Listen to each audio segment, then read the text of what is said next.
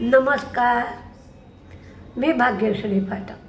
Market आणि मी हा सोप्या मराठीतून शेअर मार्केट समजावून सांगण्याचा माझा एक उपक्रम आहे.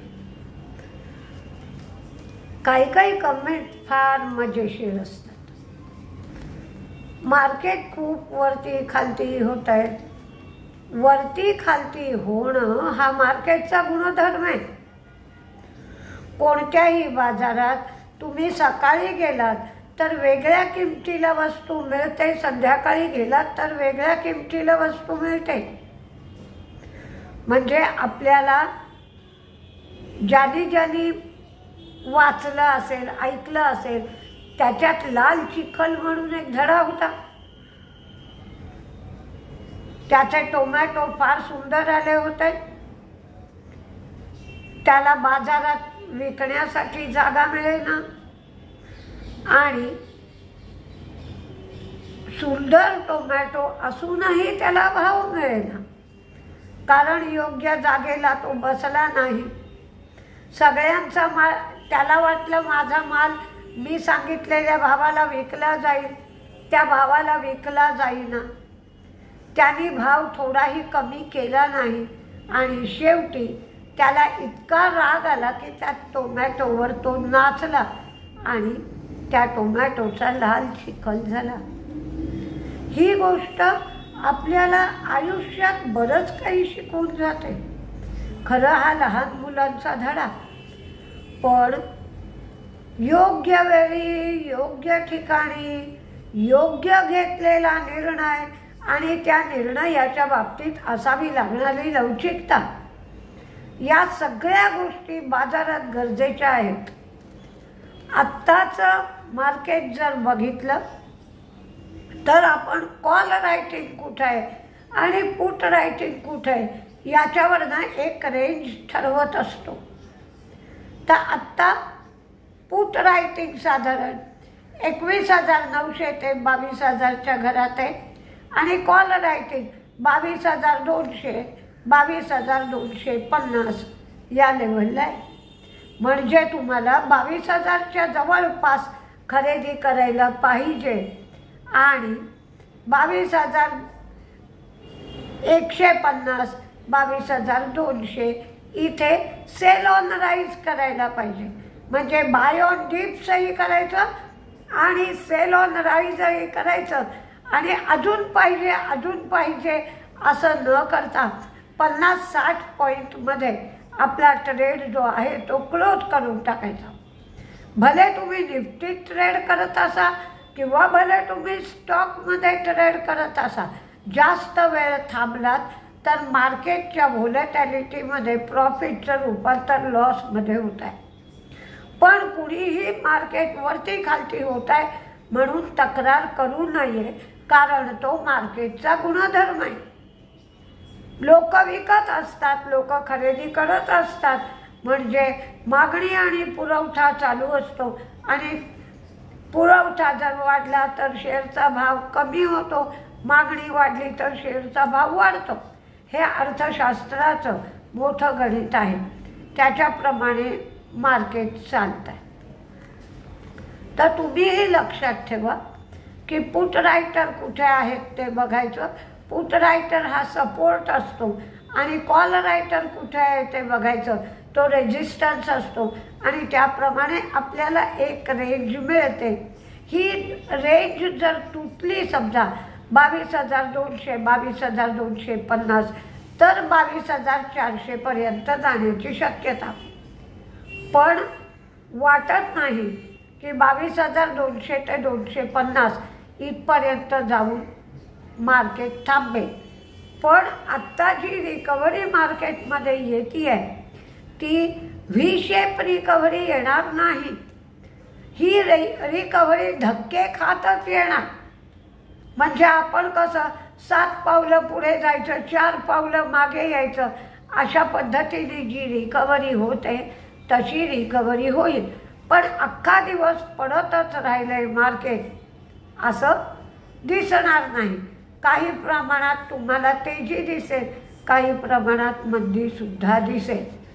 कारण ओव्हरसोल्ड स्थितीत मार्केट आहे आणि इन्व्हेस्टरच्या दृष्टिकोनातूनही मार्केट जवळजवळ 4000 पॉईंटच्या जवळपास निफ्टी पडला आहे.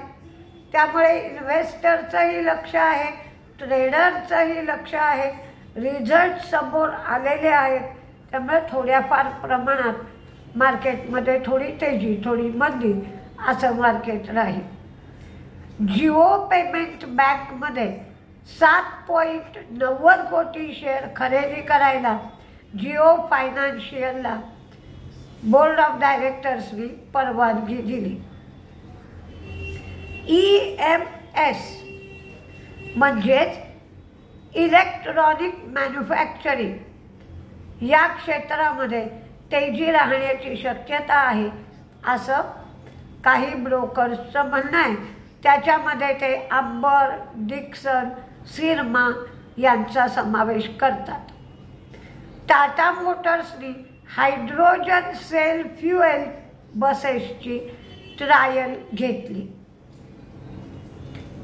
आता कॅनडावर टॅरिफ लावला 25%, तर कॅनडासुद्धा टॅरिफ लावणार, चीनसुद्धा टॅरिफ लावणार. चीन WTOकडे तक्रार करण्यासाठी जाणार आहे, अशा बऱ्याच गोष्टी ऐकू येतात.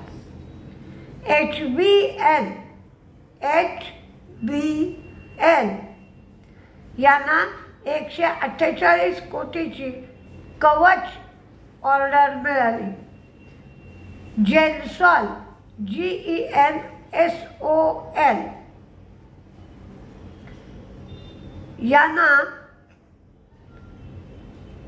बँकेच्या कर्जाच्या बाबतीत डिफॉल्ट होईल असा एक प्रकारचा रिपोर्ट देण्यात आला आहे.